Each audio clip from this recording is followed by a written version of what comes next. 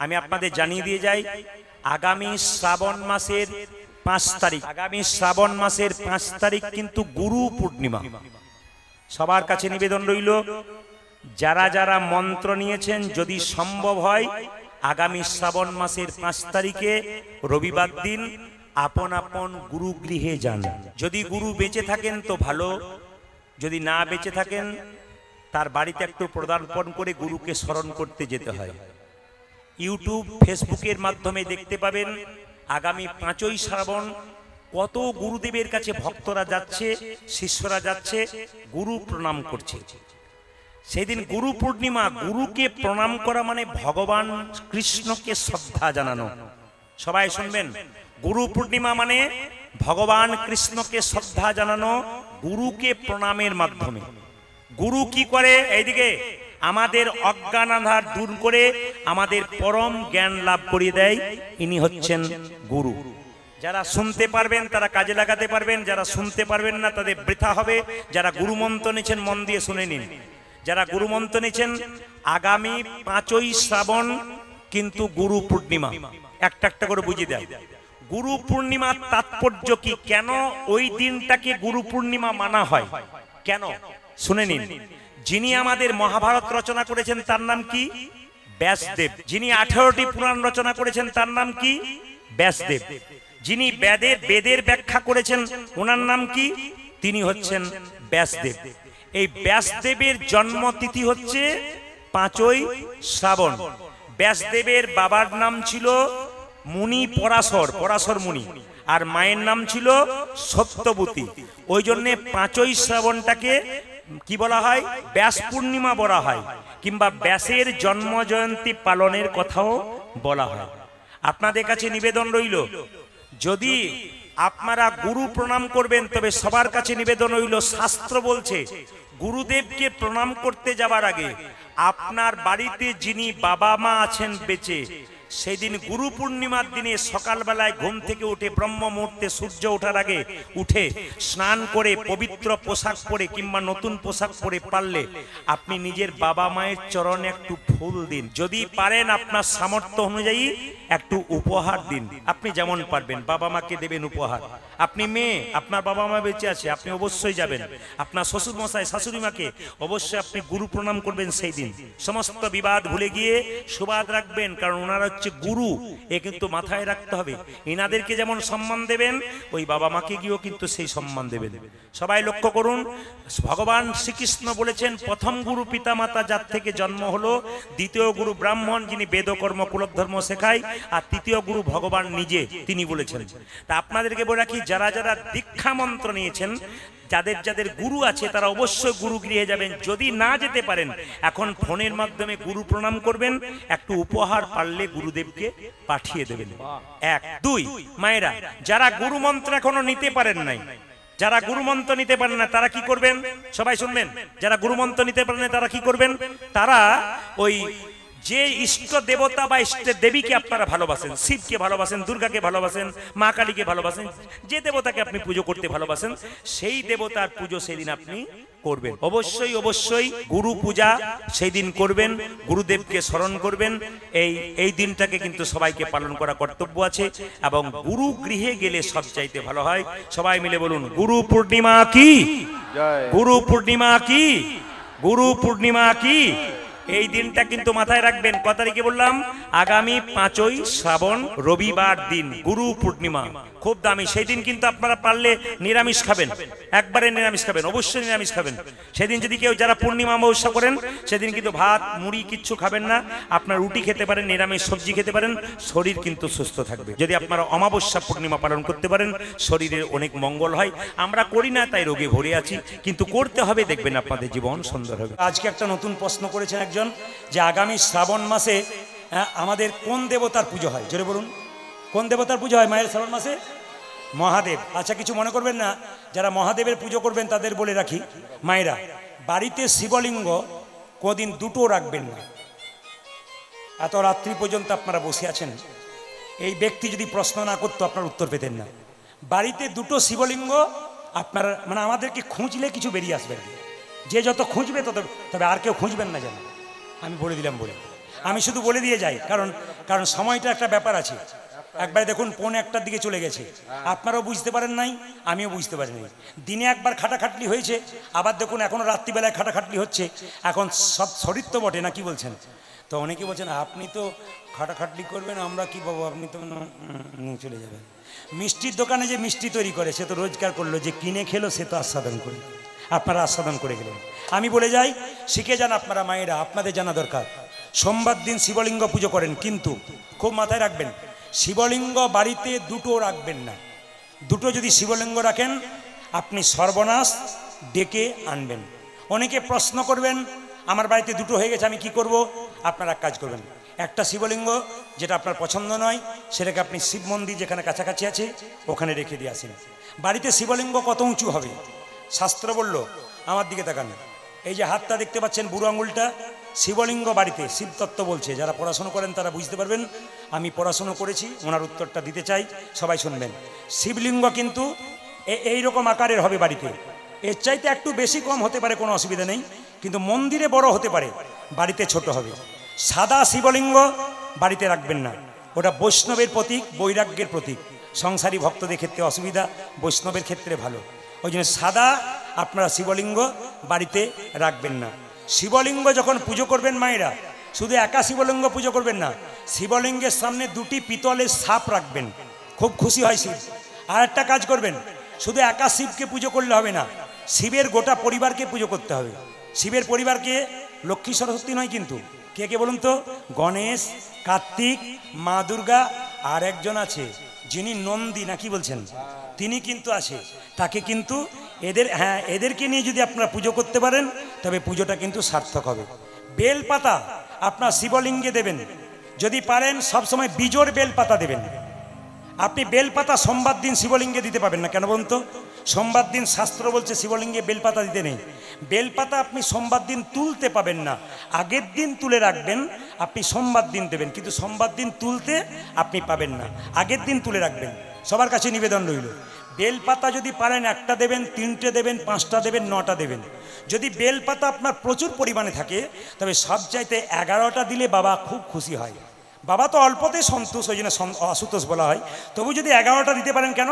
বাবার আরেক নাম রুদ্রদেব, সংখ্যাতে রুদ্র মানে 11 বলা হয় রুদ্রকে, ওই জন্য 11টি বেলপাতা যদি আপনার সম্ভব হয় দেবেন, নইলে ছেঁড়া ভাঙা পাতা যা দেবেন তাতেই বাবা সন্তুষ্ট হবে। তবে বলে রাখি, শিবলিঙ্গে যখন জল ঢালবেন তখন মাথায় রাখবেন শিবলিঙ্গটা কিসের ওপরে রাখবেন? পাথরের থালার ওপরে কিংবা পিতলের থালার উপরে।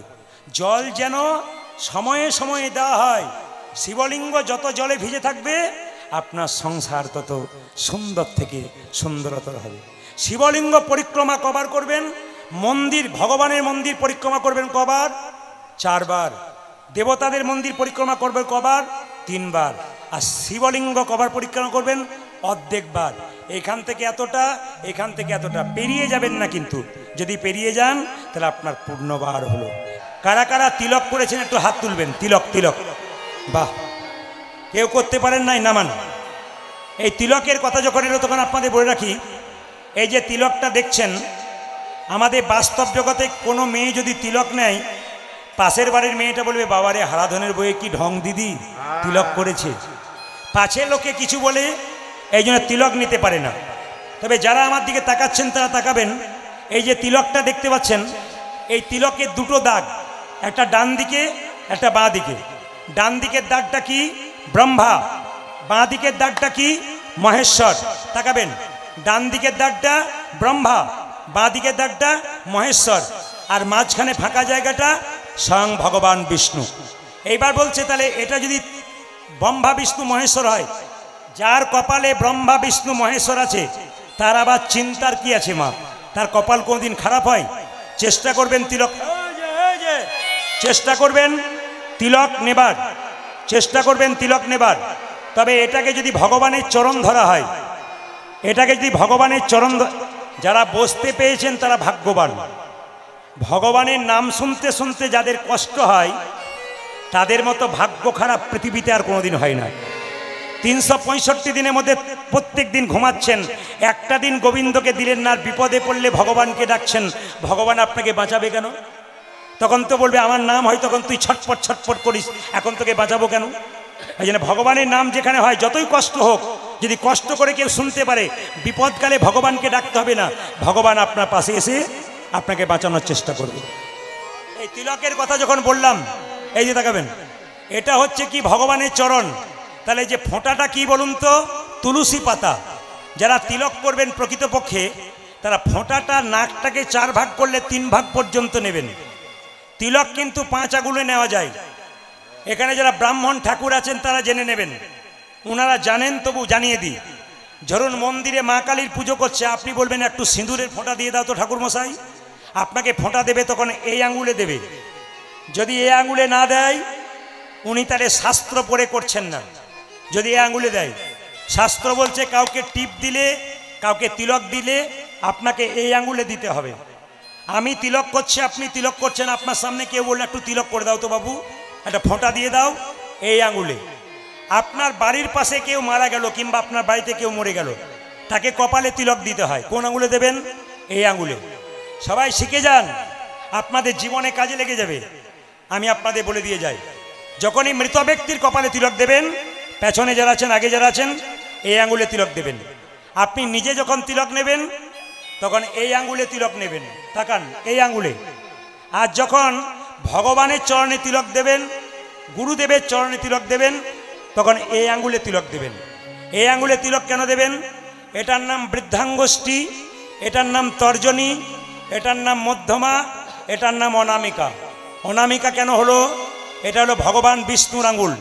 সবাই তাকাবেন, এটা ভগবান বিষ্ণুর আঙুল। মায়েরা যারা গুরুমন্ত্র নিয়েছেন তারা দেখবেন এই আঙুল থেকে গুরুমন্ত্র ভজন শুরু হয়। তাকান, ভগবানকে তুলসী পাতা দেবেন, এই আঙুলটা টাচ থাকবে, নইলে হবে না কিন্তু। সবাই তাকাবেন, ভগবানকে তুলসী পাতা দেবেন, শাস্ত্র বলছে এই আঙুলটা টাচ থাকবে। ভগবানকে একটু বাতাসা দেবেন, এই আঙুলটা টাচ থাকবে, কারণ এটা অনামিকা, ভগবান বিষ্ণুর আঙুল। গুরুমন্ত্র যারা নিয়েছেন এই আঙুল থেকে শুরু হয়। আর এই আঙুলটা কি? কড়ি আঙুল, কনিষ্ঠ আঙুল। ভাইয়ের কপালে দিলাম ফোঁটা, আর জমের দুয়ারে পড়ল কাঁটা। তবে যারা তিলক নেন না, মনে মনে ভাবেন তিলক নিলে ভালো ভালো পাবো না, তাদের জন্য বলে রাখি, আপনার তিলক নেবেন কিভাবে নেবেন? শাস্ত্র জল তিলকের বিধান দিয়েছে। মায়েরা যারা পেছনে আগে বসে আছেন সবাই তাকাবেন, এরকম করে জলটা নেবেন, জলটা নিয়ে এই আঙুলে করে আপনি তিলক করে নেবেন। জল তিলক, কেউ দেখতে পাবে না, কিন্তু জল তিলক হয়ে যাবে। কিন্তু আপনারা প্রতিদিন এটা করতে পারেন। খাবারের সঙ্গে কি খাবেন? যা খাবেন খাবেন, স্নান করার পর মাথায় রাখবেন, যারা তিলক নিতে না মানে অনিচ্ছুক বা নিতে পারেন না, কষ্ট হয়, তার একটা উপায় বলে দিয়ে গেলাম। এরকম করে জলটা নেবেন, জলটা নিয়ে এরকম করে তিলক করে নেবেন। জল তিলক ফোঁটা দিয়ে দেবেন, কেউ জানতে পারলো না, আপনি জানলেন, কিন্তু তিলক আপনার হয়ে গেল। আপনার বাচ্চাকে তিলক করতে পারেন, আপনি করতে পারেন। তুলসী মন্দিরে জল দেবার সময় একটু এরকম করে তুলসী মন্দিরের মাটি কপালে যদি বাচ্চাকে দেন, আপনারা নেন, তবে গৌর গোবিন্দের কৃপা হবে, তুলসী মহারানীর কৃপা হবে। কীর্তন শুনতে আসা মানে কি? আপনি রাত জাগবেন কেন? কিছু শিখে যাবেন। আপনি 4 দিন ধরে কীর্তন শুনবেন, আপনি হিসাব করবেন না আমি কার কাছ থেকে কি পেলাম। এই হিসাবের জায়গায় আপনার থাকতে হবে। দামিনী দাম দমন রুচি দর্শন, দূরে গেও দরপকি দাম। এই পদাবলীটা মানে কি? আস্তে। দামিনী মানে কি? বিদ্যুৎ। দাম মানে কি? মালা। বিদ্যুতের মালা। বিদ্যুতের অহংকার ছিল আমি দেখতে খুব সুন্দর, কিন্তু মহাপ্রভুকে দেখে চুপ করে গেল, আমার চাইতে একজন সুন্দর আছে। আর একজনের অহংকার বেড়েছিল, কার? তার নাম হচ্ছে কি? কামদেব মদন।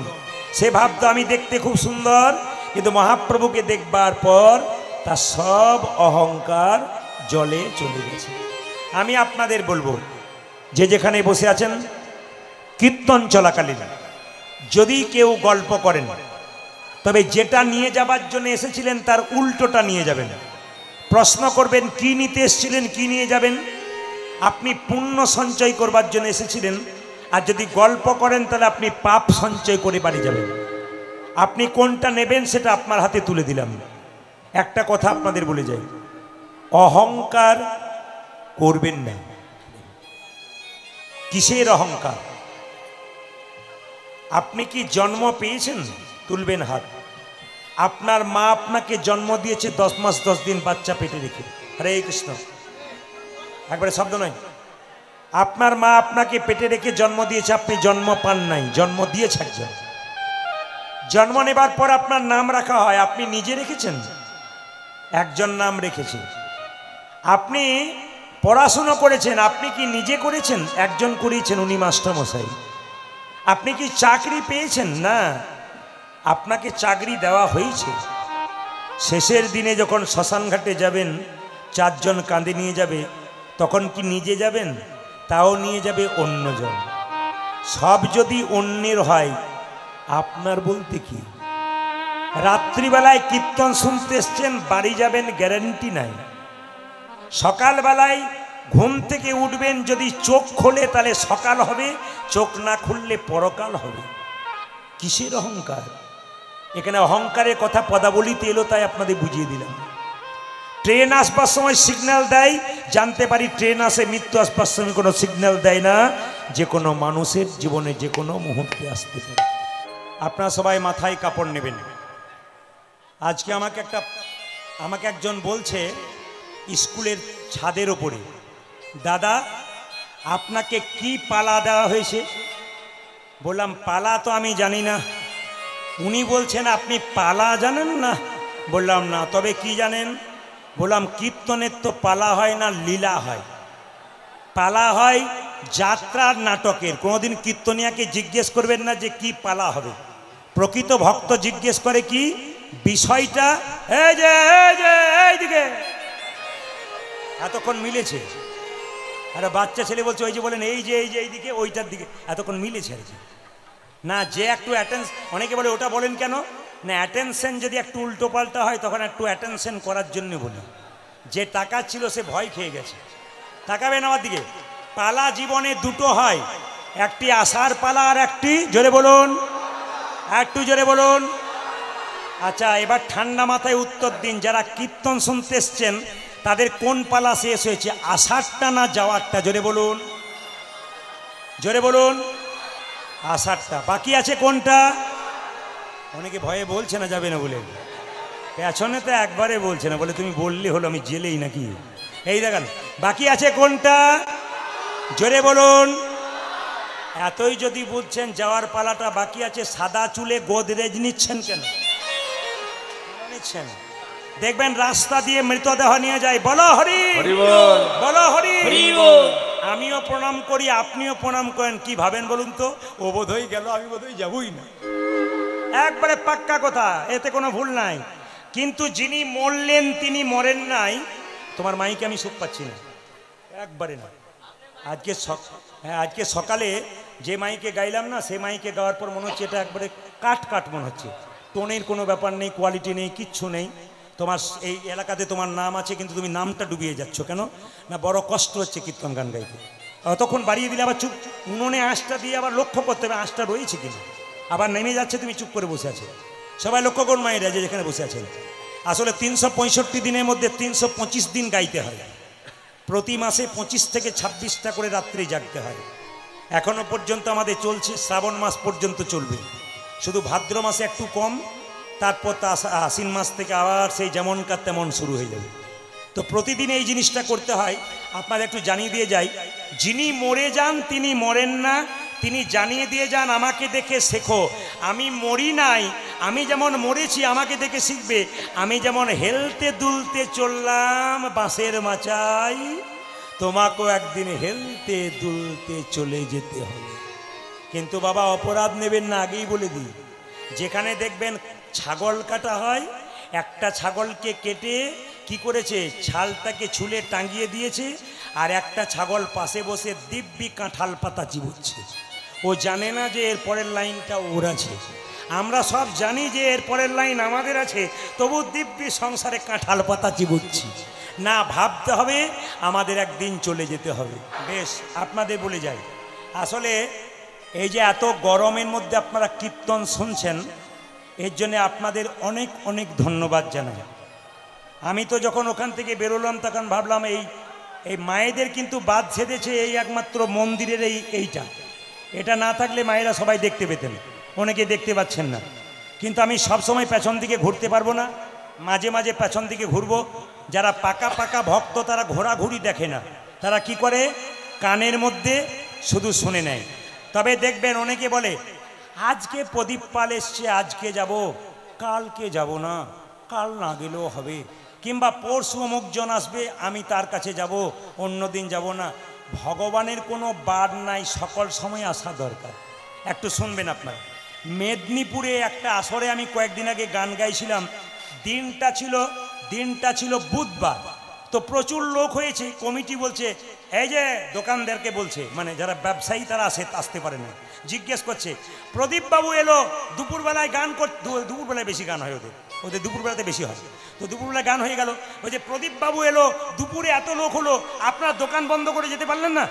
দোকানদারগুলো বলছে কিছু মনে করবেন না, আপনারা বুধবার দিন গানটা করেছেন, রবিবার দিন হলে যেতাম, ওই দিন চাকরিরও ছুটি আর বাজারেরও ছুটি, আমাদের যেতে পারতাম।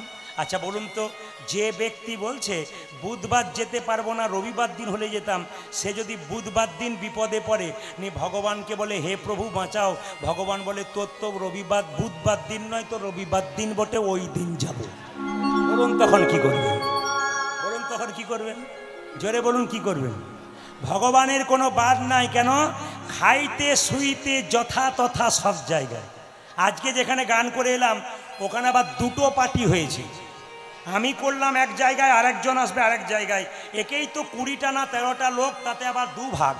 হিন্দু তো এই জন্যে মরছে, খালি নিজেদের মধ্যে মারামারি করে। আজকে বেশ করে গরম গরম দিয়ে এসেছি, তখন বিপক্ষের লোকগুলো এসে বললো পরের বছর থেকে এক হয়ে যাব, আপনি যা দিয়েছেন তাতে কোনো অসুবিধা নেই। না, আপনারা সবাই এক হন। আমি বলতে চাইছি সমস্ত ধর্মের মানুষকে সম্মান দেবেন, কিন্তু নিজের ধর্মকে ছোট করবেন না, নিজের ধর্মীয় মানুষকে ছোট করবেন না। একজন মুসলিমদের ছেলে মৌলভী সাহেবকে দেখলে মাথাটা নিচু করে চলে যায়, একজন হিন্দুর ছেলে কোনো বৈষ্ণব দেখলে ঠাট্টা করার জন্যে তৈরি হয়ে যায়। আমি বারবার বলবো, বৈষ্ণবকে সম্মান দিতে হবে, ভক্তকে সম্মান দিতে হবে, তবে কীর্তন শোনা সার্থক হবে। আর যদি সম্মান দিতে না পারলেন তবে আপনার কীর্তন শোনা সার্থক হবে না। হিন্দু সনাতন ধর্মকে জাগানোর জন্যে প্রদীপ পাল বারবার আপনাদের সামনে বলবে আপনি সনাতন ধর্মকে জাগান।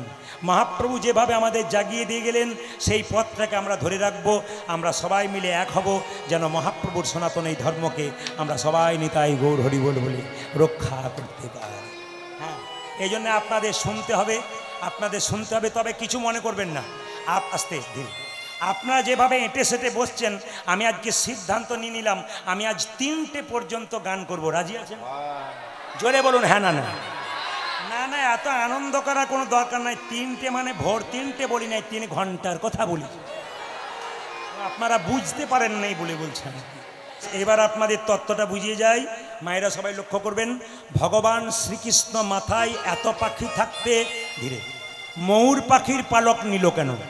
তাকাবেন, ময়ূর পাখির পালক নিল কেন? সবাই তাকান। ভগবান শ্রীকৃষ্ণ ময়ূর পাখির পালকটা নিল এই জন্যে, ময়ূরটা ছিল পূর্বজন্মে কে? ত্রেতা যুগে রামচন্দ্র। আপনারা কিছু বলবেন না, মায়েরা বলবেন। ত্রেতা যুগে রামচন্দ্র 16 বছরের জন্য বনবাসে গেল। যাকে আপনাদের প্রণাম জানাই। যেই না বলেছি 16 বছরের জন্য, মায়েরা বলছে হ্যাঁ। আমি যে রেনা বললাম 16 বছরে গেল, কোনো মা বলছে হ্যাঁ 16 বছরের জন্য গেল। কত গেল? তাহলে বলবেন তো নাকি? পরীক্ষায় তো ফেল মেরে দেবেন নাকি? এই যে দেখেন কি বললাম, ত্রেতা যুগে রামচন্দ্র 14 বছর জন্য বনবাসে গেল। এই যে দেখেন, সীতাকে রাবণ হরণ করলো, একটা পাখি বাধা দিল। জোরে বলুন পাখিটার নাম কি? জোরে বলবেন। জটায়ু। জটায়ু পাখির ডানা কাটলো রাবণ। জটায়ু ছটপট করছে। রামচন্দ্র গিয়ে বলল, জটায়ু তোর ডানা এভাবে কে কাটলো? বলে রাবণ। কেন তোর অবস্থা? মা সীতাকে উদ্ধার করার চেষ্টা করলাম, পারলাম না। হ্যাঁ গো, তোমার যখন এমন অবস্থা, বলো জটায়ু তুমি কি চাও? প্রভু এই জন্মে নয়, জন্মে জন্মে যেন তোমার চরণ সঙ্গ করতে পারি।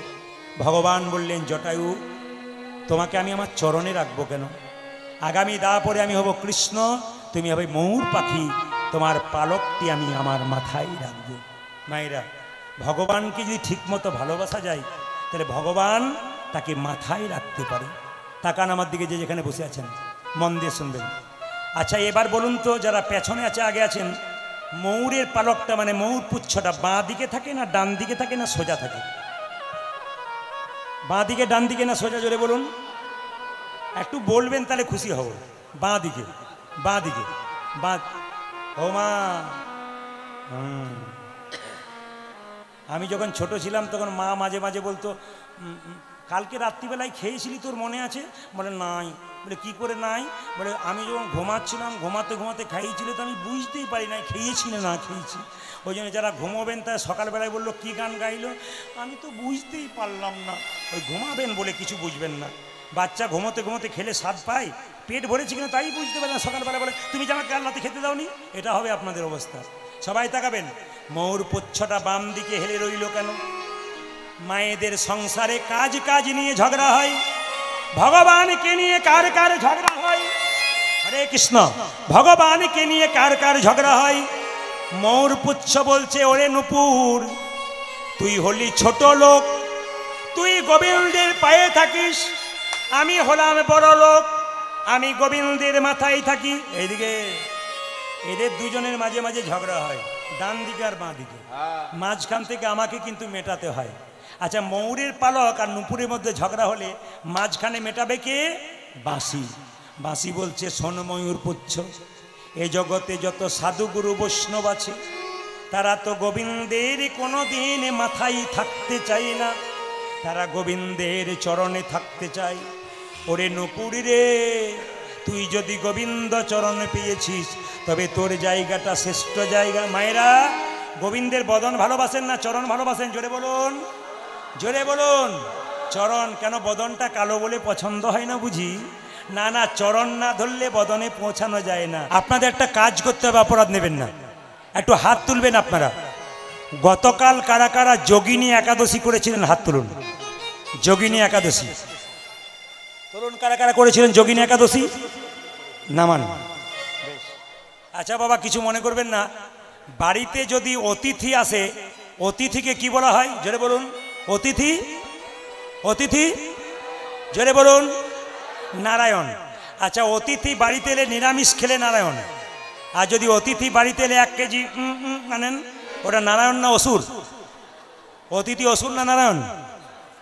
যেদিন এটা খাবার জন্য আসবে সেটা বলবেন অসুর, আর যেদিন নিরামিষ খাবার জন্য গোবিন্দের নাম শুনতে আসবেন সেদিন ভক্ত। আমি আপনাদের বলে যাই, গতকাল ছিল যোগিনী একাদশী। যারা ভগবানের রূপ দর্শন করছেন, রূপের কথা শুনছেন, আমি আপনাদের শোনাবো। শুধু ধৈর্যের দরকার আছে। সবচাইতে কঠিনতম গান হচ্ছে রূপ। এক একটা অঙ্গের এক একটা ব্যাখ্যা হয়। এই ব্যাখ্যাগুলো শুনতে গেলে ভক্তকে পাকা হতে হয়। এই জন্য আপনাদের নানা রকম দিয়ে আমরা কোন রকমে জায়গাটা ঠিক করতে চাই। তত্ত্বের দ্বারা বুঝিয়ে দিই, আস্তে তত্ত্বের দ্বারা বুঝিয়ে দিই। এখনো যারা একাদশী করেন নাই, আগামীতে তারা একাদশী করুন। এটা প্রদীপ পালের নিবেদন। আগামী শ্রাবণ মাসের 1 তারিখে বুধবার দিন শয়ন একাদশী হবে। আগামী শ্রাবণ মাসের 15 তারিখে আবার বুধবার দিন কামিকা একাদশী হবে। আগামী শ্রাবণ মাসের 31 তারিখে শুক্রবার দিন আবার পুত্রদা একাদশী হবে। মায়েরা সবাইকে বলে যায়, বাচ্চাগুলোকে বলি, ভাইদেরকে বলি, মুসলমানদের 30 দিন রোজা রাখা হয়।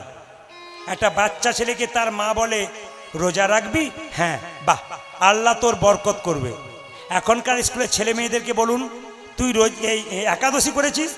ওগুলো সব মা কাকিমারা করে, সব পুরাতন সংস্কার, কুসংস্কার সব ওরা করে। মানে আমরা আমাদের বাচ্চাদেরকে জানাতেই দিই নাই একাদশী মানে কি। মায়েরা, একাদশীর দিনে সবাই লক্ষ্য করুন, আপনি এই মেশিনটাকে, বিজ্ঞান বলছে এই মেশিন যেমন 7 দিনে একদিন রেস্ট দেওয়া হয়, আমাদের এই মেশিনটাকে যদি 15 দিনে একদিন রেস্ট দেওয়া হয় তবে কিন্তু মেশিনটা ভালো থাকবে। আপনাদের সবাইকে তাকাতে বলবো, আপনাদের সবাইকে তাকাতে বলবো, যারা বৈষ্ণব মানুষ আছেন, যারা একাদশী করেন, তাদের পাউডার মাখতে হয় না। ওনাদের শরীরের গ্লেজটা দেখুন। বাবা একটু দাঁড়ান, আপনি একটু দাঁড়ান কৃপা করে। শরীরের গ্লেজ দেখুন, একবারে তা কোনো পাউডার নয়, কোনো কিচ্ছু নয়। আর আপনারা এত পাউডার মাখছেন, ভেতরে যা খাবার খাচ্ছেন। আচ্ছা বসুন। আচ্ছা মায়েরা, কেউ যদি মারা যায় তাহলে 15 দিন অশৌচ হয়, আর পেটের মধ্যে যে মাছ মাংস খাচ্ছেন ও তো পচে পচে আছে, আপনার কতদিন অশৌচ হয়? আপনার তো সারা জীবন অশৌচ। আমি আপনাদের বলবো, যা খাচ্ছেন খান, সংসারবদ্ধ জীবকে বলবো, মুসলিমদের 30 দিনে 30 দিন রোজা করা হয়। সকাল 6টা ভোর 4টা থেকে সন্ধে 6টা পর্যন্ত থুতু গেলে না। আর আমাদের তাও তো বললো 5 রকম খাবার বন্ধ, পঞ্চশস্য, চাল, গম, জব, সরিষা, ডাল। আপনি খাবেন কি? শুনে নিন। প্রতিদিন এটাকে রেস্ট রাখার জন্য মাঝে মাঝে 15 দিন পর পর বিশ্রাম দেবেন, দেখবেন ফিট থাকবেন। আর যদি একে প্রতিদিন আপনি লড়াই করাবেন, এ একদিন ঘষতে ঘষতে নিতাই গৌর হরিবোল হয়ে যাবে। একে রেস্ট দিন। আমি বারবার বলবো, যদি কারো চৈতন্য হয় তবে শিখে নেবেন। আমার কথাগুলো মাথা দিয়ে রাখবেন, আপনার লাভ আছে। ও মায়েরা, একাদশীর দিনে আপনি কি খেতে পাবেন? নির্জলা করলে আলাদা, নির্জলা না করলে আপনি কি খেতে পাবেন? আপনি খেতে পাবেন ফল, আপনি খেতে পাবেন দুধ, আপনি খেতে পাবেন সবজি, কাঁচা কুমড়ো, কাঁচা পেঁপে, আলু দিয়ে। কিন্তু লবণ দিতে পাবেন না, কাঁচা লবণ, সন্দক লবণ দিতে হবে। সরষার তেল খেতে পাবেন না, সাদা তেল খেতে হবে, ঘি খেতে হবে। যদি তাও না পারেন, সেদ্ধ সেদ্ধ খাবার খাবেন। যত কম খাবেন একাদশীর দিনে, মুখ ঝুটা কম করবেন, তত লাভ আছে। যারা একাদশী করেন তারা এই তত্ত্বটি জেনে যান। কি? কালকে ধরুন একাদশী, কথা মানে বলছি, আজকে রাত্রিবেলায় আপনাকে ব্রাশ করে নিতে হবে। যে পেস্টে আপনি ব্রাশ করছেন তার মধ্যে লবণ থাকে। একাদশীর দিন সকালবেলায় একাদশীতে পেস্ট করলে সেই লবণটা মুখে গেলে আপনার একাদশী হলো না। 2 নম্বর তাকাবেন এইদিকে, জিভ ছুলে নেবেন রাত্রিবেলায়। সকালবেলায় জিভ ছুলতে গিয়ে আপনার জিভ যদি কেটে যায়, তাহলে আপনার রক্ত বেরিয়ে গেলে আপনার একাদশী হয় না। পরশু তারিখে একটি মেয়ে বলছে, বাবা আজকে একাদশী জানতে পারি না, ডিম খেয়ে ফেললাম, আমার কি দোষ হলো? বললাম 100% হলো। বলে ভুলে খেয়ে নিলে কোনো অসুবিধা নাই। বললাম ভুলে তুমি আগুনে হাত দিয়ে দাও, তোমার আগুনটা পুড়বে না, হাতটা আবার 100% পুড়বে। ভুলে করলেও হবে কেন? আপনি অপরাধ করেছেন, অপরাধের ফল আপনাকে ভোগ করতে হবে। আমি বারবার বলবো, আপনার একাদশী করুন। তবে বলে রাখি, যারা নির্জলা করেন উত্তম একাদশী, যারা ফলমূল সবজি খান মধ্যম একাদশী।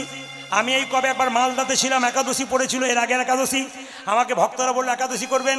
একটা বাড়িতে নিয়ে গেল, 3 রকমের পায়েস, 4 বোতল দুধ, 4 গ্লাস দুধ, 3 রকমের সবজি, হ্যাঁ। তারপর দিয়ে আমাকে বলছে এমন কিছু করতে পারলাম না। বললাম এরকম যদি করেন তাহলে কোনোদিন ভাত খাবো না, আমি এইটা খেয়েই সারা জীবন কাটিয়ে দেবো।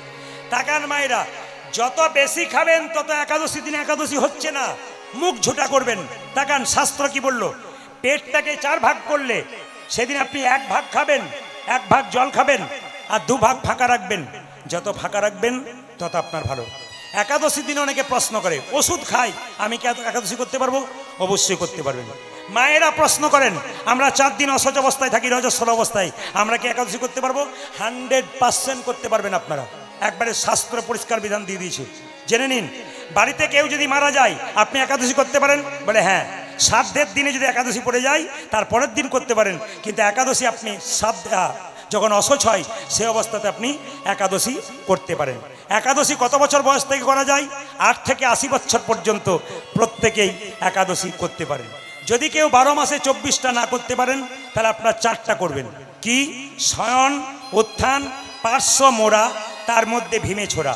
শয়ন একাদশী, উত্থান একাদশী, পার্শ্ব একাদশী, ভৈমা একাদশী। এই একাদশী আপনারা করবেন। সবার কাছে নিবেদন রইল, যারা করেন না তারা করবেন, শরীর আপনার সুস্থ থাকবে।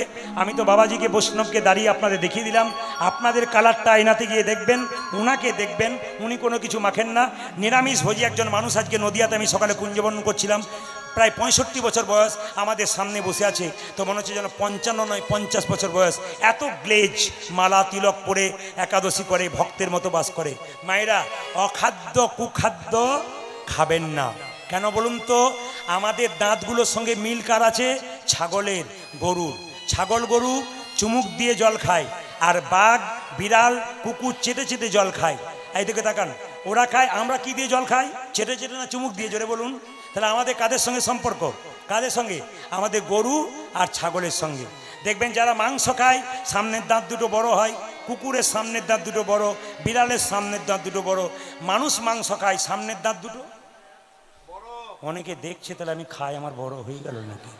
না না, আপনাদের বলি নাই, 2-4 জন দেখছে যে আমি যে প্রতিদিন খাই আমার বড় হয় নাকি। শুনে নিন মায়েরা, আমি 100% বলে দিলাম, যদি কেউ মাংস খায় তার হাতে ভগবান পুজো নেবে না। কেন? ভগবানের সৃষ্ট জীব সবাই। একটা ছাগলের মাংস খাবেন, একটা পাখির মাংস খাবেন, ওটা ভগবানের সৃষ্ট।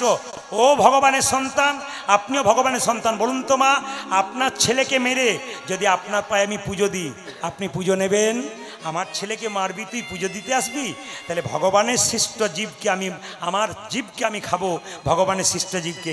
ভগবান আমার এই হাতে কোনো মতেই পুজো নেবে না। তাই বারবার চেষ্টা করব, যত তাড়াতাড়ি পারেন হিন্দু সনাতন ধর্মের মানুষকে বলবো আপনার নিরামিষভোজী হন। যদি আপনার প্রতিদিন না পারেন, জন্মাষ্টমী, রাধা অষ্টমী, একাদশী, অমাবস্যা, পূর্ণিমা, লক্ষ্মী পূজা, বিশেষ বিশেষ দিনগুলো বাড়িতে আপনারা নিরামিষ করুন। আগে লাইনে দাঁড়ান, তবে তো ডাক পাবেন। আগে শুরু করুন, দেখুন জীবন আপনার সুন্দর হয়ে যাবে। আপনাদের ধৈর্যের পরীক্ষা ভগবানকে দিচ্ছেন। আমি আজকে খুশি। পুরো 9:30 গান আরম্ভ হয়েছে। আপনারা তাকিয়ে দেখবেন 12টা বাজছে, কিন্তু এত বৃষ্টির মধ্যে, এত অস্বস্তি জায়গার মধ্যে আপনারা বসে আছেন, তবু কৃষ্ণ কথা শুনছেন। আমি ভগবানের কাছে প্রার্থনা করে গেলাম, আপনাদের বাড়ি বাড়ি টাকা পয়সা, গাড়ি হোক আর না হোক, অন্তত বাড়ি বাড়ি একটা করে কৃষ্ণ ভক্ত সন্তানের জন্ম হোক। মায়েরা, এই যে আস্তে, এই যে আপনার ছেলে পড়াশোনা করবে, আপনি মন্দিরে গিয়ে মাথা ঠুকবেন, আর মাথা ঠুকতে হবে না। আপনি যে ধৈর্য ধরে দাঁড়িয়ে কীর্তন শুনছেন না, ব্যাস। এই যে কষ্ট করছেন, কষ্ট করলে কৃষ্ণ মেলে। এই যে আজকে কষ্ট করে আপনারা দাঁড়িয়ে আছেন, এটাতেই কাজ কিন্তু আপনাদের হবে। পরম বৈষ্ণব হাত তুলছেন, আপনারা মাঝে মাঝে তুলবেন। তবে একটা কথা আপনাদের বলে যাই, আচ্ছা ভগবানের রূপের কথা যখন বললাম, আজকে আমি কথা দিলাম, আপনারা বলুন তো কে কে ভগবানকে দেখবেন? একবার হাত তুলুন তো। আমি কথা দিচ্ছি আপনাদের ভগবান দেখাবো, কে কে দেখবেন হাত তুলুন। হাত তুলুন, হাত তুলুন, হাত তুলুন, হাত তুলুন, হাত তুলুন। আচ্ছা আচ্ছা, বেশ। আচ্ছা এবার নামান। আমি যে বললাম কে কে ভগবানকে দেখবেন, হাতটা তুলে দিলেন। ভগবানকে আমার ঘরের ছেলে যে আপনাদেরকে পাঠিয়ে দেব। তাহলে প্রশ্ন করবেন, প্রদীপবাবু আপনি বললেন ভগবান দেখাবো, আপনি দেখাবেন তবে আমরা যাব। বলে দিই, ভগবানকে এমনি দেখা যায় না। একটা ছেলে সারা বছর পড়াশোনা করলো না, 2 দিন পরে ফার্স্ট হয়ে যাবে, তা হয় না। আপনাকে বললাম কে কে ভগবান দেখবেন, হাত তুলে দিলেন, ভগবান দেখবেন তা নয়। একটা কাজ কাল সকাল থেকে সন্ধে পর্যন্ত করলে আপনার ভগবান দেখবেন। যারা যারা করতে পারবেন তারা হাত তুলবেন। কাল সকাল থেকে সন্ধে পর্যন্ত যে যে জলে ডুবে থাকতে পারবেন, একমাত্র ভগবানকে সেই পারবেন না।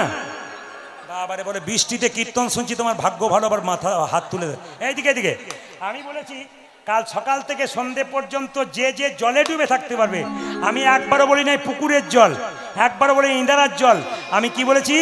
হ্যাঁ, কাল সকাল থেকে সন্ধে পর্যন্ত যে যে নয়ন জলে ডুবতে পারবে, ভগবানকে সেই আপনার শব্দ না করে যে যেখানে দাঁড়িয়ে আছেন, কীর্তনের রূপগানের মজাটা নিয়ে নিন। ভগবান বলল আমাকে দেখার চেষ্টা করিস না, আস্তে ধীরে। ভগবান বলল আমাকে দেখার চেষ্টা করিস না, আমার সৃষ্টির দিকে তাকিয়ে দেখ, আমি আছি। মন্দিরে আমার হাত আছে কিন্তু নড়ে না, আমার পা আছে কিন্তু চলে না, আমার কোমর আছে কিন্তু দোলে না। ভগবান বলছে মন্দিরের দিকে তাকাবি না, আমার সৃষ্টির দিকে তাকা। বলে কোথায়? ছোট ছোট গাছ তার বড় বড় ফল, বড় বড় গাছ তার ছোট ছোট ফল। মায়েরা, একটা বট গাছের ফলের ওজন কত? জোরে বলবেন কত? 5 গ্রাম, 10 গ্রাম, 15 গ্রাম। একটা কুমড়ো গাছের ফলের ওজন কত? জোরে বলুন। লতা গাছ 5 কেজি, 10 কেজি, 15 কেজি। আচ্ছা মায়েরা বলুন তো, বটের ফলটা এইটুকু করলো, কুমড়ো ফলটা এত বড় করলো কেন? লতা গাছ কুমড়ের ফল এত বড় করেছে, আর বটের ফলটা এইটুকু করেছে কেন? ভগবান বলছে গ্রীষ্মকালে আমার ভক্তরা আমার গুণগান গাইতে গাইতে যখন বট গাছের নিচে আশ্রয় নেবে, যদি বটের ফলটা এত বড় হয়, কেউ চাপা পড়ার ভয়ে বসবে না, আর আমার নামও করবে না। ওই জন্য বটের ফলটা ছোট করে দিলাম। যুক্তিগুলো দেখবেন। একদিন একটা রাখাল ছেলে গরু চড়াতে গিয়ে, এই যে গরু চড়াতে গিয়ে বট গাছের ওপরে বসে আছে, মনে মনে যে ভগবানের কোনো বিচার নাই, এত বড় গাছ আর এইটুকু ফল। বলতে বলতে একটা ফল নাকে, ভাবছে ভাগ্যে ফলটা এত বড় হয় নাই, নাহলে নাক মুখ চোখ আমার ভেঙে যেত। আচ্ছা কিছু মনে করবেন না, আপনাদের একটু জিজ্ঞেস করে যায়, আপনাদের বর্ধমান জেলা পড়ছে তাই তো? আচ্ছা আস্তে আস্তে, শব্দ নেই। বর্ধমান আপনাদের, আমার পড়ছে বীরভূম। আপনাদের বলে যাই, আগে যখন আমি 24 প্রহর গান করতাম, মানে 4 দিন ধরে গান হতো আমাদের দিকে 24 প্রহর, 3 রাত্রে একটা কুঞ্জবর্ণন একবার হতো, এখানে হচ্ছে। তো 24 প্রহরে কিন্তু সবজি যা থাকতো, একটা সবজি কিন্তু কমন। জোরে বলুন কি? ও আপনাদেরও চলে নাকি? আচ্ছা বেশ বেশ, কিছু মনে করবেন না। আচ্ছা আসলে কিছু মনে করবেন না বাবারা, কিছু মনে করবেন না। এতদিন ধরে অনেক বয়স্ক বাবারা কীর্তন করাচ্ছে। আচ্ছা দেখবেন বাড়িতে বাড়িতে পটল করেছে, অনেক কিছু করেছে, কীর্তনের বেলায় খালি কুমড়ো করে দিয়েছে। এর একটা কারণ আছে। কি কারণ? একদিন কুমড়ো গাছটা লতা হয়ে পড়ে আছে, আর মহাপ্রভু নাচতে নাচতে চলে যাচ্ছে। কুমড়ো গাছটা মহাপ্রভু পাটাকে ধরে বলছে, প্রভু সব ফল তোমার সেবায় লাগলো, আমি তোমার সেবায় লাগলাম না। তখন ভগবান বলছে, কুমড়ো কাঁদিস না, আমার সেবায় লাগলি না তো কি হবে? যেখানে 4 দিন ধরে 24 পর কীর্তন হবে, মূল জ্ঞানদের সেবাতে লেগে যাবে। ওই জন্য লেগে যাই মূল জ্ঞানদের সেবায়। এই জন্য কিছু মনে করবেন না। আমাদের বাড়িতে বলা আছে, কি বলা আছে? দুপুরে সেবা করার পরে বাড়ি থেকে ফোন আসে, এইদিকে এই যে তার মাস্টার, যা তুমি আমাকে জ্বালালে আজকে। হরে কৃষ্ণ, এদিকে তাকান, এইদিকে তাকাবেন মায়েরা। কি বললাম? আমার দিকে তাকাবেন যে যেখানে বসে আছেন। আচ্ছা দুপুরবেলায় সেবা করার পর ঘর থেকে একটা ফোন আসে, এইদিকে সেবা হয়েছে? কি কি হয়েছে? এই ছিল, সেই ছিল, ওই ছিল। এখন কমিটি দাদা বসে আছে, আমার বলা আছে, বলছে উনি ছিলেন। বললাম উনি তো সব জায়গাতে। এখন কমিটির দাদা বলছে, বৌদি তাহলে কি আমাদের কথা বলছে? বলে আপনার কথাই বলছে, কিন্তু উনি যে কুমড়োর কথা বলছে, আমাদের বলা আছে, সিগন্যাল দেওয়া আছে, বলবে উনি ছিলেন কিনা। তবে আপনাদের এলাকাতে এসে একটা ভালো খবর পেলাম, যেটা শুনে আমি খুব আনন্দ পেয়েছি। বৃষ্টির মধ্যে এলাম, তবু শুনে খুব খুশি। আজকে কয়েকজন দাদা আমাকে এই কথাটি বললেন, আমি বললাম সাবাস জানাই আপনাদেরকে, খুব ভালো লাগলো কথাটা শুনে। বলে কি বললো না, আমি ঢুকেছি আর ওখানে একজন বলছে, দাদা আমাদের এখানে সব পাবেন কিন্তু মাতাল পাবেন না। আপনাদের হাসিতেই বুঝতে পেরেছি পার্টি আছে। মানে আমি একবার টিপে টিপে দেখলাম আর কি। এই দিকে তাকান, আপনাদের এলাকাতে আছে কিনা জানি না, এই দিকে তাকান বাবা। তবে যখন আমি কীর্তন করতে ঢুকছি নদিয়া থেকে, মানে কুঞ্জবর্ণন করে ঢুকবো, দাদারা ভাইরা সব বলছে আমরা যাচ্ছি আপনাকে আনতে, বৃষ্টিতে যেতে পারছি না। আমি ওই একটু আগে দাঁড়িয়ে আছি, একজনকে জিজ্ঞেস, কিসের মোড় যেন, কিসে একটা মোড়, পাইকপাড়া মোড়। ওই পাইকপাড়া মোড়ে একজনকে জিজ্ঞেস করছে আমাদের ড্রাইভার, দাদা বলে কি এটা কি আপনাদের গ্রামের নাম কি? গ্রাম যেন যাই, মুস্তুলি, তাই তো? হ্যাঁ বেশ। বলে মুস্তুলি কোন গ্রামটা? তখন উনি বলছেন এই যে সোজা চলে যান পেয়ে যাবেন। তখন একজন আমাকে দেখে বলছে, ও আপনি সেই। আমি তখন বললাম পার্টি আছে। কিছু মনে করবেন না, কিছু মনে করবেন না বাবা, তাকান আমার দিকে। আসলে কালী পুজোর চাঁদা রাস্তায় নেয়, রক্ষা কালী, তারপর কি কালী, শ্মশানে কালী চাঁদা নেয়। সবাইকে বলি, হ্যাঁ রে তোরা রক্ষা কালী শ্মশানে কালী চাঁদা নিচ্ছিস কেন? কৃষ্ণের পুজো করতে পারিস না? ওই যে তোমাদের কৃষ্ণ তো নিরামিষ, কিছু খায় না, কালী পুজো করবো দেবো। তো একটা পার্টি আমার সঙ্গে দেখা, উনি কিন্তু কীর্তন শুনতে এসছেন। এখন উনি দেখছেন যে না ভাই তোমার নাম কিন্তু করি নাই, তোমাকে দেখাবো না, তুমি যখন এসেছো তখন ধন্যবাদ জানাই তুমি যে এসেছো। আজ তাকান উনি কি করেছেন, আমাকে বলছে দাদা আমি কি শুধুই খাই? বললাম কেন? আমি একটা কবিতা লিখেছি। বললাম বর্ধমান জেলা কাটো এলাকাতে কবিতা লিখেছে, তোমার কবিতা একটু শুনি। তখন বলছে দুধে জল, আপেলে পোকা, দুধে জল, বিড়িতে শক্তি আর মদে বল। আমার বলে হারি ভাই তোমার কি কবিতা, কি সুন্দর বলছে। দেখুন আমি এখানে প্রথম শিখে গেলাম। বলছে আপেলে পোকা, দুধে জল, বিড়িতে শক্তি আর মদে বল। বলছে আপনি একটি কবিতা বলুন প্রদীপ বাবু। বললাম বৃষ্টিতে মাথা চারা দিয়েছে, গান হবে কি না? পকেটে জল ঢুকবে নাকি ভাবছিলাম। আর তখন তুমি আমাকে জ্বালাচ্ছ না, কবিতা একটা বলতে হবে। তুমি কি খাও? বলে আমি জেডি খাই। বললাম আমার সময় নাই, এক লাইন বলে দিয়ে যাই। বলে কি? খাবে জেডি, ফুলবে বডি, শ্মশান তোমার জন্য রেডি। ও বলছে আপনার কীর্তন আজ আমি শুনতে যাবো না, কিন্তু আপনি এসছেন তার জন্য ধন্যবাদ। বাবা সবাই মিলে একবার বলুন রাধা রানী কি, শ্যাম সুন্দর কি। মানুষ যদি মরে যায় চেনা যায় তার মরণে, আর ভগবান যদি চলে যায় চেনা যায় তার চরণে।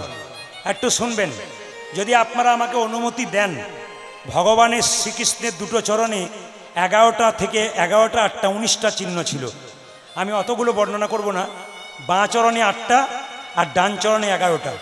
আমি বাঁ চরণটা করব, আপনার অনুমতি দিলে আমি করব। আপনারা রাজি আছেন?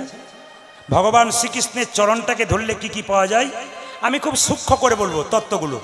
মায়েরা, ভগবান শ্রীকৃষ্ণের চরণে ছিল চন্দার্ঘ, মানে অর্ধেকটা চাঁদ। যে পেছনে আছেন, যে মাঝে আছেন, যে সামনে আছেন। আমাদের বহু পড়াশুনো করতে হয়। কেন? ভগবানের চরণের চিহ্নগুলো বর্ণনা না করলে রূপ গান হয় না।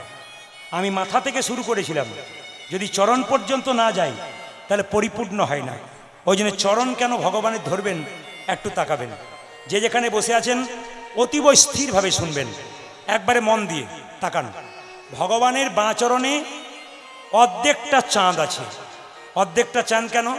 কৃষ্ণের জন্ম হয়েছিল, মায়েরা বলুন, অষ্টমীর দিন না নবমীর দিন? জোরে বলবেন, জোরে বলবেন, কোন দিন? অষ্টমী দিন। আচ্ছা মায়েরা, চাঁদ কত কলায় পরিপূর্ণ? 16 কলা। আকাশে 15 কলা, আর একটা কলা বাবা শিবের জটাতে আছে, নিয়ে ওই 15 কলা আর নিয়ে 16 কলা। আচ্ছা, অষ্টমীর চাঁদ 16 আর অর্ধেক কত হলো? 8। যেদিন কৃষ্ণ জন্ম নিল সবাই কৃষ্ণকে দেখতে গেল। অষ্টমীর চাঁদ বলছে, হে গোবিন্দ, তোমাকে যখন দেখতে এলাম তোমার চরণ যুগলটা এত সুন্দর, আমি তোমার চরণেই রয়ে যাব। ভগবান বলল, চাঁদ তুই ভুল করছিস। বলে কেন? তুই যদি আমার চরণে রয়ে যাস তাহলে গোটা পৃথিবী অন্ধকার হয়ে যাবে। এক কাজ কর। বলে কি? তুই আমার চরণের চিহ্ন রূপে থাক আর আকাশে পৃথিবীকে আলো দে। ওই জন্য ভগবান শ্রীকৃষ্ণের চরণে প্রথম চিহ্ন কি হলো? চন্দার্ঘ, অর্ধেকটা চাঁদ। আপনারা কিন্তু কালকে সকালবেলায় বিবেচনা করতে পারবেন যে রূপ গান কত কঠিন গান আর রূপের ব্যাখ্যা কত কঠিন হয়। আমি তো যখন, যেমন ধরুন যেগুলো দিনের আসর হয়, আজকে যেখানে দিনে গাইছিলাম 10 থেকে 12 হাজার মানুষ রৌদ্রে বসে আছে। এত রৌদ্র, তার মধ্যে প্যান্ডেলে তো বসে আছে 5-6 হাজার, আর বাকি রৌদ্রে বসে আছে দুপুরবেলায় এক স্থিরভাবে মাথায় একটা করে রুমাল দিয়ে চুপচাপ শুনছে। আপনারা তো রাত্রিবেলায় শুনছেন, আমি পেছন করলো আপনার মন দিয়ে শুনছেন। চন্দার্ঘ কলসং, গোবিন্দের বাম চরণের উরুর নিচে এই জায়গাটাতে 4টে কলস আছে। কেন? গরুর তার মায়ের দাসিত্ব মোচন করবার জন্যে স্বর্গ থেকে অমৃত আনার সময় ওই কলসটা 4 জায়গায় নামানো হয়েছিল। কোথায় কোথায়? হরিদ্বার, এলাহাবাদ, নাসিক আর উজ্জয়িনী। ওই জন্য 4 জায়গাতে নামানো হয়েছিল অমৃত কুম্ভ। ওই জন্য 4 জায়গাতে দেখবেন কুম্ভ মেলা হয়। হরে কৃষ্ণ। মায়েরা, কুম্ভ মেলাতে যাবার কোনো দরকার হবে না, গোবিন্দের চরণতলেই 4টি অমৃত কুম্ভ আছে। তাহলে আপনাদের কুম্ভ মেলা যাবার কি দরকার আছে? গোবিন্দের চরণটাকে ধরবেন, আপনারা কুম্ভ মেলার অমৃত আস্বাদন করতে পারবেন। কটা হলো জোরে বলুন, গুনবেন কিন্তু। কটা হলো? আমি 8টা করব বলেছি। গোবিন্দের বাঁ চরণে 8টা আছে। চন্দ্র হলো, আর কি হলো? কলস। এবার বলি ঘং। ঘং, ঘং মানে কি? গোলাকার চিহ্ন। পৃথিবী যে গোল, সেই গোল চিহ্নের প্রতীক ভগবানের চরণে আছে। আর একটা কি? ঘং ত্রিকোণ। ত্রিকোণ কেন? সত্য, রজ আর তম, এটা গোবিন্দের বাঁ চরণে আছে। আপনার রূপগান বহুদিন ধরে শুনছেন, আপনাদের আমি বিস্তারিত শোনাতে চাই। যদি রূপগানটা ঠিক মতো বলি, আমি কমপ্লিট করব, তাহলে 6 ঘন্টা থেকে 6.5 ঘন্টা হয় মোটামুটি কমপ্লিট করলে। আর যদি আমি একটু কেটে কেটে যাই তাহলে কিন্তু আপনাদের 3 থেকে 3.5 ঘন্টার মধ্যে করতে হয়। কারণ প্রতিদিন আপনারা রাত জাগছেন। আজকে যখন আমি রাত্রিবেলায় নদিয়াতে শুয়েছিলাম তখন কে যেন বলল, প্রদীপ কালকে মুস্তুলিতে গান করতে যাবি, ওরা প্রতিদিন রাত জাগবে, ওদের 12:30টার মধ্যে শোবার ব্যবস্থা করে দিবি। এই স্বপ্নটা আমাকে সার্থক করতে হবে। তাই না, কি বলছেন? শোবেন না? আজকে জেগে দেবেন, কাল আর জাগার দরকার হয় না নাকি? খুব ভালো, খুব ভালো। না আমি টেস্ট করছি মাত্র, অপরাধ নেবেন না। মায়েরা, কটা হলো জোরে বলুন, কটা হলো? 3টে। চন্দার্ঘ, কলস, ঘং আর ত্রিকোণ। কটা হলো? 4টে। এবার সবাই লক্ষ্য করুন, আর একটা হচ্ছে পুঁটি মাছ। গোবিন্দের চরণে পুঁটি মাছের চিহ্ন ছিল। কেন? কেউ যদি দান করে আর দান করতে করতে যদি অহংকার জন্মে যায় তবে ভগবান তার পতন ঘটায়। একটা প্রমাণ আমি দেখলাম। আপনাদের এখানে বিজ্ঞ মানুষ আছেন। আমার বাঁ দিকে যে বয়স্ক বাবাজি বসে আছেন, একজন ভক্ত বললেই নিনারা আছেন, আমাদের কোনেকে সাহায্য করেন। উনি কিন্তু ইশারা করে বলছেন, চুপ কর, চুপ কর, আর বলবি না। কেন? দান করলে বলতে নেই, দান করলে বলতে নেই মা, আমাদের ওখানে একটা ফ্যান দিয়েছে দুর্গা মন্দিরে একটা ছেলে, ওর মায়ের নাম রাজুবালা সরকার, ফ্যানের নিচে রাজুবালা সরকার লিখেছে, ফ্যানও ঘুরছে রাজুবালা সরকারও ঘুরছে। না না, ওই জন্য বলছি দান দেবেন কিন্তু অহংকার আপনারা করবেন না। তাহলে এই দিয়ে তাকান, যখন যখন আমাদের কোন রাজা বললাম, সত্যব্রত মুনি, সত্যযুগে তার অহংকার হয়েছিল কি, আমি বিরাট বড় দানি। সে একবার স্নান করতে গিয়ে একটা পুঁটি মাছ তার হাতে এলো। পুঁটি মাছ বলল, সত্যব্রত মুনি তুমি সবাইকে দান করো, আমি জানি, আমাকে আশ্রয় দান করো। বলে কেন? বড় বড় মাছগুলো আমাকে ধরতে আসছে, আমাকে খেয়ে ফেলবে, তুমি আমাকে ভালো জায়গায় নিয়ে যাও। এ কে আছিস? সত্যব্রত মুনি তো রাজা, তো তিনি বললেন, এই কে আছিস? মানে কি, আমার সুইমিং পুল, মানে যেখানে আমি সাঁতার কাটি, সেই জায়গায় মাছটাকে ফেলে দিল। সেখানে মাছটা ফেলে দিল, মাছটা বিরাট আকার ধারণ করলো। বললো, এই যে আমি এখানে থাকতে পারছি না, এবার আমাকে অন্য জায়গায় নিয়ে যাও। পুকুরে নিয়ে গেল, বিরাট আকার ধারণ করলো। নদীতে নিয়ে গেল, তিমি মাছের চাইতে বড় আকার ধারণ করলো। সত্যব্রত মুনি করজোরে বলল, কে তুমি? আমি ভগবান। কেন? আমি পুঁটি মাছ রূপে তোমার অহংকারটাকে চূর্ণ করতে গেলাম। দান করলে কেউ যেন অহংকার করো না, ওই জন্য দানের যাতে অহংকার না হয়, তার জন্য গোবিন্দের চরণে পুঁটি মাছের চিহ্ন আছে। দেখুন তত্ত্বের কথা আপনারা কত সুন্দর শুনতে ভালোবাসেন বলুন তো। একজন আমাকে বললেন, বেশি তত্ত্ব বলবেন না, খালি গানই করে নেবেন আপনি। বলুন ভালো লাগছে কিনা? এটা শাস্ত্রের কথা, এ তো বাইরের কথা নয়, এটা একবার গোবিন্দের চরণে কথা নাকি? জোরে বলবেন হ্যাঁ না, না আমি 4টা দিয়ে বন্ধ করে দেবো। কটা হলো বলুন? 5টা। আর একটা কি এইদিকে, আর একটা হচ্ছে ধনুষী। কামদেব মদন ভগবানকে 5টা বাণ মেরেছিল। যুদ্ধ করতে করতে কামদেব মদন যখন ভয়ে পালাচ্ছে, তখন সেই ধনুষীর ওপরে ভগবান চেপে দিয়েছিল। ওই ধনুকের চিহ্নটা ভগবানের চরণে এখনো রয়ে গেছে। কটা হলো জোরে বলুন? যে ঘুমাচ্ছে সে বলুন কটা হলো? 6টা নাকি? এবার বলি, সে এই 7 নম্বরটা বলি, গরুর খুর। গোখুর। কার গরুর খুর? তাকাবেন, ওই যে ভগবান শ্রীকৃষ্ণকে মারবার জন্যে একটা অসুর গিয়েছিল, তার নাম অরিষ্টাসুর। কি নাম বললাম বাবা? অরিষ্টাসুর। ও দেখলো যদি অসুর রূপে যায় ভগবান আমাকে চিনে নেবে, তার চাইতে গরু রূপে যাব, আমাকে চিনতে পারবে না। 9 লক্ষ ধেনুর মাঝে অরিষ্টাসুর অসুর রূপে যখন ঢুকে আছে, গরুর সাজ সেজে, তখন সব গরুগুলো চুপচাপ দাঁড়িয়ে আছে, কিন্তু অরিষ্টাসুর যে গরু রূপ ধারণ করেছে, ও খালি গুঁতাচ্ছে গোবিন্দকে, খালি গুঁতাচ্ছে। ভগবান মনে মনে ভাবছে, আরে মশাই এ আমি কি দেখছি? বলে কেন? আরে আমার 9 লক্ষ ধেনু, এরা কোনদিন গুঁতায় না, এ গুঁতাচ্ছে কেন? আবার সব গরু ছায়া পড়ছে, এ বেটার পড়ছে না কেন? অন্তর্ধ্যান হয়ে জানতে পারলেন এটা অরিষ্টাসুর। এমন হাতে ধরে পাগ মারলেন যে গরুর রূপ ধারণ করে ওই নিচে পড়লো গিয়ে। ভগবান দেখতে গেল মরল না, বেঁচে আছে, দেখলো ছটপট ছটপট করছে। তখন অরিষ্টাসুর গরু রূপে এসেছিল, গরুর খুরের ওপর নৃত্য করেছিল, সেই খুরের চিহ্ন গোবিন্দের চরণে আছে। এর থেকে একটা শিক্ষা ভগবান দিলেন, যদি কোনো ভক্ত আমাকে ভালোবেসে আমার কাছে যায়, তাকে আমি হৃদয়ে ধরি, আর কেউ যদি আমার কাছে সত্যরূপে যায়, তবু তাকে আমি চরণ তলে আশ্রয় দিই। এগুলো কিন্তু খুব দামি দামি শিক্ষার কথা। কটা হলো বাবা? যেটা বলুন কটা হলো? এটা হলো 7টা। আর একটা হচ্ছে 8টা। কি? শঙ্খ। তার মানে শঙ্খ কোথায় পেল? আগে দেখবেন দৈত্যরা কি করতো না, দেবতাদের ওই যজ্ঞ পণ্ড করে সমুদ্রের জলে শঙ্খের ভেতরে লুকিয়ে থাকতো। তো একজন দৈত্য ছিল, তার নাম পাঞ্চজন্য দৈত্য। সেই পাঞ্চজন্য দৈত্য দেবতাদের সব কিছু ভঙ্গ করে দিয়ে ও সমুদ্রের জলে ওই পঞ্চজন নামক, এইদিকে পাঞ্চজন্য মানে 5জন অসুর, আর পঞ্চজন্য মানে নামে একটা শাকের মধ্যে ঢুকে গিয়েছিল। ভগবান সেই শাকের উপরে নেচেছিল, সেই শঙ্খের চিহ্নটা এখনো ভগবানের চরণে রয়ে গেছে। আর 8 নম্বর কি? এটা হচ্ছে 8 নম্বর। ওই জন্য মায়েরা শঙ্খ বাড়িতে কবার বাজান? জোরে বলুন, জোরে বলুন। 3 বার। বলে তো দিলেন 3 বার, কিন্তু কার কার জন্য 3 বার বাজান? এটাই শাস্ত্রের কথা। আপনি 3 বার বাজাবেন কেন? একবার ব্রহ্মার জন্যে, একবার বিষ্ণুর জন্যে, একবার মহেশ্বরকে স্মরণ করে।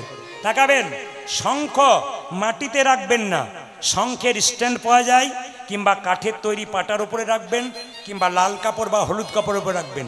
বাড়িতে 2টো শঙ্খ রাখবেন, একটা জলশঙ্খ, একটা বাদ্য শঙ্খ। যে শঙ্খটা মুখ দিয়ে বাজাবেন ওটা এঁটো হয়ে যায়, ওটা মন্দিরের ভেতরে রাখতে নাই, মন্দির থেকে সরিয়ে রাখতে হয়। একটা জলশঙ্খ, যে শঙ্খে জল দিয়ে ভগবানকে অভিষেক করা হয়, ওই শঙ্খটাকে মন্দিরের ভেতরে রাখা হয়, একবারে ভগবানের সামনে। এখন কথা হচ্ছে, মায়েদের মাথার কাপড় এখানে খুব সুন্দর। মাথার কাপড়টার নাম কি? লজ্জা। আমার মা বেঁচে ছিলেন 80 বছর কি 82 বছর, মাথার কাপড় এখানে ছিল। আমার ঠাকুমা মানে আমার বাবার মা বেঁচে ছিল, তার ছিল 90, এখানে ছিল। আবার আমার কাকিমা আছেন, তার 65, সত্যি সত্যি খোঁপা মানে বাম্পার পর্যন্ত গেছে। এখন যারা বাড়িতে এসছে তাদের বাম্পার টাম্পার নয়, হাইওয়ে রোড হয়ে গেছে। দেখবেন বাবা, কিছু মনে করবেন না, ভাসুর দেখলে মেয়ের আগে পর্দা নিত, এখন নেয় না কেন? যেদিন থেকে ভাসুর হলো বর্দা সেদিন থেকে সরে গেল পর্দা। না না, বাবাদের খুব কষ্ট হয়, কেন বলুন তো? আরে আহা, আজকে কুঞ্জ বর্ণনে বর্ণনা করছিলাম যে রাধারানীর বেনিটা গোবিন্দের চূড়াতে জড়িয়ে আছে, যেন মনে হচ্ছে ময়ূরের কোলে সাপ নাচিছে। আমি বর্ণনা করছিলাম, একজন ভদ্রলোক বলে উঠলেন, বাবা তুমি তো সবই বললে, এখনকার মেয়েরা চুল এখন রাখে? বললাম না কাকা বাবু, আগেকার যুগে মেয়ে দেখতে গেলে বলতো, মা তুমি তোমার চুলটা একবার খুলে দেখাও তো, কোমর পর্যন্ত চুল, একবার যেন লক্ষ্মী স্বরূপিনী। এখন গিয়ে একবার বলবেন যে চুলটা খুলে দেখাও তো, দেখেন কি অবস্থা হয়। আপনার ছেলের বিয়ে তাহলে আপনি দিলেন, ভালো করে দেখবেন কি হয়। সবাই তাকান মায়েরা, এখন তো চুল নাই, কেন? U cut, V cut, W cut, C cut, নেড়া কাট, গোষ্ঠীর পিন্ডি কাট। কি বলছেন? কত কোন জায়গাতে আমরা যাচ্ছি আমরা চিন্তা করুন আস্তে আস্তে। না না, আমি আগেই বাবাকে বললাম রস চাই না, কি বলছেন? এইদিকে তাকাবেন, যে যেখানে বসে আছেন। এখন দেখবেন ছেলেরা চুল কাটছে, আপনাদের এখানে নয়, এইখানটা গোটা কেটে দিয়েছে, চেঁচে ওপরটা ঝুটি রেখে দিয়েছে। আমার কি কাট রে? হানি সিং কাট। বাবারে কি হানি সিং! আমি বললাম মহাপ্রভুর দলে সব চলে যাবি, হানি সিংকে বলবো তুমি গোটা মাথাটা চেঁচে দাও, এরা সব চেঁচে দেবে, সব মহাপ্রভুর দলে চলে যাবে। আবার দেখবেন এখন জিন্সের প্যান্ট পরছে, যত ফাটা প্যান্ট তত তার দাম। বাবারে কি কোন যুগে আমাদের জন্ম হলো! হাই হাই হাই হাই না, কত কত। আর আবার দেখবেন বাবা, কিছু মনে করবেন না, আমি এই কথাটি বলে কিন্তু রূপের মধ্যে চলে যাব। সবাই তাকাবেন, প্রত্যেকটি কথার যুক্তি আছে। আমি বলবো আপনারা আসলটাকে ধরে রাখবেন, তারপর যা করবেন করবেন। আমি যেমন দেখুন কীর্তনের মাধ্যমে আপনারা তাকিয়ে দেখবেন প্রত্যেকটি পদাবলী আমি হিসাব করে গাইছি। রূপের আমি একটাও পদাবলী বাদ দিচ্ছি না, কিন্তু পদাবলীটাকে তালে ঠিক রেখে আমি কিন্তু মাঝে মাঝে বেরিয়ে আপনাদের জীব শিক্ষা দিচ্ছি। যেমন আজকে আমি নদিয়াতে গান করছিলাম, সকালবেলা একটা ছেলে বলছে, দাদা আপনার কাছে মাদুলি পাওয়া যায় না? বলে কেন? আমার বিয়ের পর থেকে আমার স্ত্রী আমার দিকে তাকায় না, খালি কীর্তন শুনতে যায়, খালি এদিক ওদিক তাকায়। বললাম তোমার বিয়েতে ক্যামেরাম্যান ছিল? বলছে হ্যাঁ ছিল। বলে ওই গন্ডগোলটা করেছি। বলে কি গন্ডগোল? তাকাবেন মায়েরা, তাকাবেন, বিয়ের সময় দেখবেন মালা বদল হয় না? যখন মালা বদল হয়, খুব সুস্থ জিনিস, কিন্তু মালা বদল হয়। আমি যদি কীর্তন করি, অপরাধ নেবেন না, আমি দেখুন পশ্চিমবাংলার যতগুলো জেলা আছে প্রায় সব জেলাগুলোকে আমি টাচ দিয়ে দিয়েছি, 7টা রাজ্যে আমি টাচ দিয়েছি। আগামীতে আমি বিদেশে যাব, তো বিভিন্ন রাজ্যে বিভিন্ন জেলায় বিভিন্ন রকমের কীর্তন হয়, আমাদেরকে শিখে নিতে হয়। ত্রিপুরাতে আমি 7 বার গেছি, আলাদা রাজ্য, ওরা ভালো বাংলা বলতে পারে না, কীর্তন বোঝে, আমার কীর্তন শুনলে পাগলের মতো লোক ছুটে আসে। তো ত্রিপুরাতে 7 বার গেছি, আগামীতে আরো 2 বার যাবো, আবার ট্রেনের টিকিট ওরা কেটে দিয়েছে। তো ত্রিপুরাতে দেখতে পাই ওখানে লীলা গাইলে হবে না, যত মহাভারত রামায়ণে কথা বলবেন ওনারা আপনাকে একবার লুফিয়ে নেবে। মেদিনীপুর চলে যান, কৃষ্ণলীলা গান শুনবে না, ভক্ত চরিত্র গাও আর তত্ত্ব বলো, আনন্দ। দক্ষিণ 24 পরগনা কলকাতা চলে যাও, একটা লীলাকে ছোট করে ধরে যত তত্ত্ব বলতে পারবে তত তোমার টাকা বেশি, আর যদি শুধু লীলাটাকে করবে তাহলে তোমার কোনো দাম নাই। মুর্শিদাবাদ, নদিয়া, মালদা চলে যান, আমাদের বীরভূম চলে যান, দেখবেন সব জায়গাতে পদাবলী যুক্ত কীর্তন হয়। তাহলে সব জায়গাতে সব রকম শিখে নিতে হয়, এই জন্যে কিন্তু বিভিন্ন জেলায় যেতে হয়। একজন বিখ্যাত প্রফেসর, আন্দামান নিকোবর দ্বীপপুঞ্জ আলাদা দেশ, ওখান থেকে একজন প্রফেসর, তার নাম উৎপল শর্মা, তিনি বললেন, প্রদীপবাবু সমুদ্রের দ্বীপে 250 কিলোমিটার জলের ওপরে দ্বীপ আছে, সেখানে আপনার ভক্ত দ্বীপে দ্বীপে টিভি বন্ধ করে আপনার মোবাইলে দেখছে, আপনি এখানে আসুন, 7 দিনের জন্য 7টা দ্বীপে আপনাকে ঘোরাবো, কীর্তন করাবো, এখানে মানুষের কিছু প্রবলেম আছে, আপনি বললে নিশ্চয়ই সমাধান হবে, এরা আপনাকে খুব ভালোবাসে, আপনারা আশীর্বাদ করবেন সব জায়গায় যেন যেতে পারি। শুধু একটা কথা বলি, এইদিকে তাকাবেন, বিয়ের সময় দেখবেন মালা বদল হয় না? মায়েরা তাকাবেন, যখন মালা বদল যখন মালা বদল হয় তখন মেয়েটি দেখবেন কি সুন্দর ফুলের মালাটি স্বামীকে পরাতে যাবে, তখন দেখবেন একটা শুভ দৃষ্টি হয়, মানে মেয়েটি স্বামীকে মালাটা পরাচ্ছে খুব আনন্দ করে, পাশ থেকে একজন বলে, এই দিকে তাকা, এই দিকে। শুভ দৃষ্টিটা কার দিকে হয়ে গেল? কার দিকে হয়ে গেল? আর তাকাই, এই ছেলেটি বলছে ক্যামেরাম্যানের দিকে। দেখুন কত পাকা আছে ক্যামেরাম্যানের দিকে। না না, পাকা না হলে তো হয় না। আমি বলছি আসলটাকে ধরে রাখবেন। আবার দেখবেন এখন তো বিয়ে হচ্ছে, নকল হচ্ছে। তাকান এইদিকে, মালা বদল হবে তখন বলে ক্যামেরাম্যান বলে এইদিকে তাকাও। কি অসভ্যতার জায়গায় এলাম। না না, আপনারা ক্যামেরা তো ধরে রাখবেন, কিন্তু আসল জায়গাটাকে ঠিক রাখবেন। আপনার শুনলে অবাক হয়ে যাবেন, ভগবানের চরণে যে নূপুর, এই নূপুর দুটো কে? আপনাকে রূপগান জানতে গেলে জানতে হবে এই নূপুর দুটো কে। একটু শুনবেন। রামচন্দ্র 14 বছর জন্য বনবাসে গেলেন। জোরে বলুন হ্যাঁ না না, জোরে বলুন। আচ্ছা মায়েরা, তো সবাই লক্ষ্য করুন, সীতাকে যখন হারালেন, গোবিন্দের চরণে একটা নূপুরের নাম হচ্ছে বিশ্বাবসু মুনি, একটা চরণের নাম হচ্ছে কর্ণম মুনি।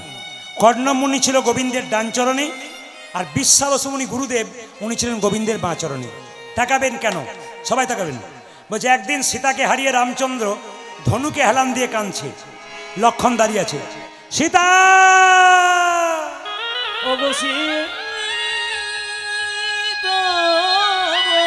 সীতা। খুব দারুণ তত্ত্ব কিন্তু। সীতা সীতা বলে কাঁদছে, রামচন্দ্রের চোখ থেকে জল পড়ছে, মাটিতে রক্ত। লক্ষণ বলল, দাদা তোমার চোখ থেকে জল পড়ছে, মাটিতে রক্ত কেন? সঙ্গে সঙ্গে রামচন্দ্র ধনুকটাকে সরিয়ে দেখল, ধনুকে একটা ব্যাঙ চাপা পড়েছে। ব্যাঙের রক্তে আর রামচন্দ্রের চোখের জলে একটি নদীর সৃষ্টি হয়েছে। এই নদীটার নাম বৈতরণী নদী। কি বললাম মায়েরা? বৈতরণী নদী পার হতে বলেন না? সবাই শুনে নিন, রামচন্দ্রের চোখের জল আর ব্যাঙের রক্তে কি তৈরি হলো? বৈতরণী নদী। রামচন্দ্র বলছে, হ্যাঁ রে ব্যাঙ, তোকে যখন চাপা দিলাম তখন তুই চিৎকার করলি না কেন বাবা? তবে তো তোর মৃত্যু হতো না।